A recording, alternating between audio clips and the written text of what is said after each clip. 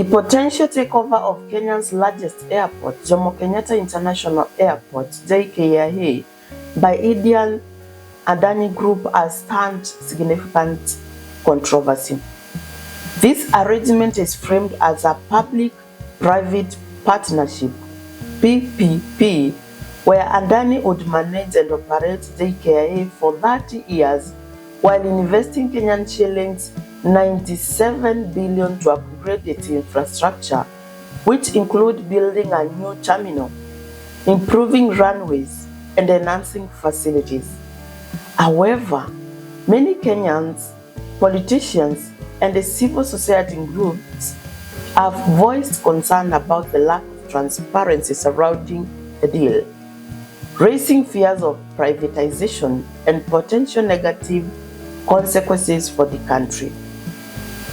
Many concerns have been raised, including transparency issue. One of the primary concerns raised by critics, including Kisii Senator Richard Onyonka, is the secrecy surrounding the deal. The Senate questioned how such a major agreement was made without public and parliamentary scrutiny. He also expressed skepticism about whether the government is being entirely truthful about the specifics of the deal. Onyonka emphasized that it seemed like a sale of the airport disguised as partnership, raising alarms about the implications for the national asset. Another issue is about job security for airport workers.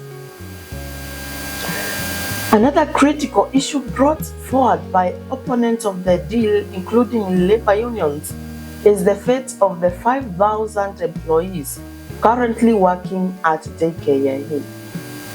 The Kenya Airport Authority Workers Union has raised concern about the possible job losses due to the transition to private management. Airport workers have protested, fearing that Adani's control would lead to layoffs or changes in their employment terms. They are demanding clarity on the government plans for employees' retention during and after the transition. What did government have to say in defense and assurances in response to their uproar? President William Ruto and Prime Cabinet Secretary Musalia Mudavadi have defended the deal. Ruto downplayed fears of selling Jkia, insisting that the PPP arrangement was necessary for modernizing the airport infrastructure and improving the competitiveness.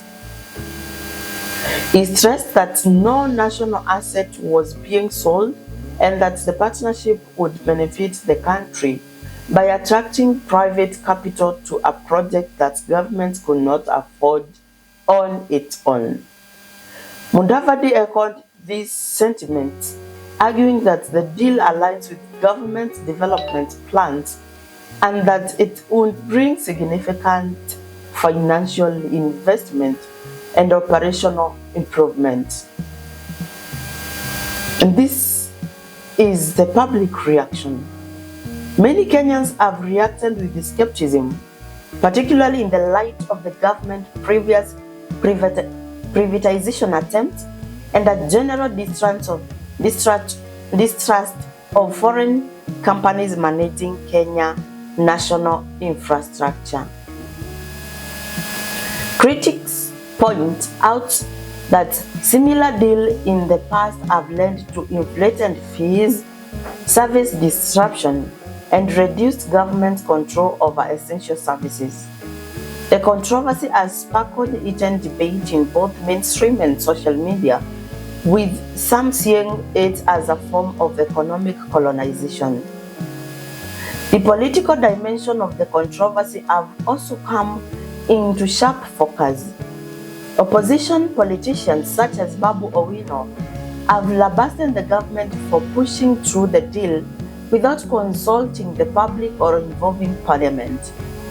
The lack of transparency has become a rallying point for critics who accuse the government of mishandling the process and jeopardizing Kenya's sovereignty.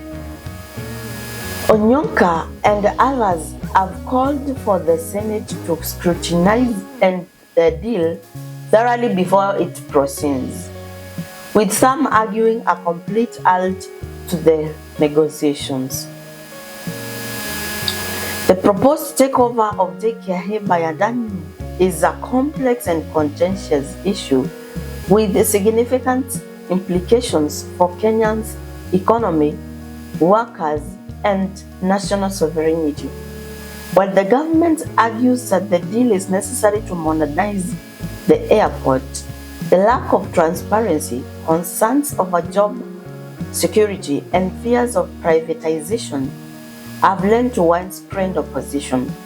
The final outcome of the deal is still unclear, but it is likely to remain a hot button issue in Kenya politics in the coming months.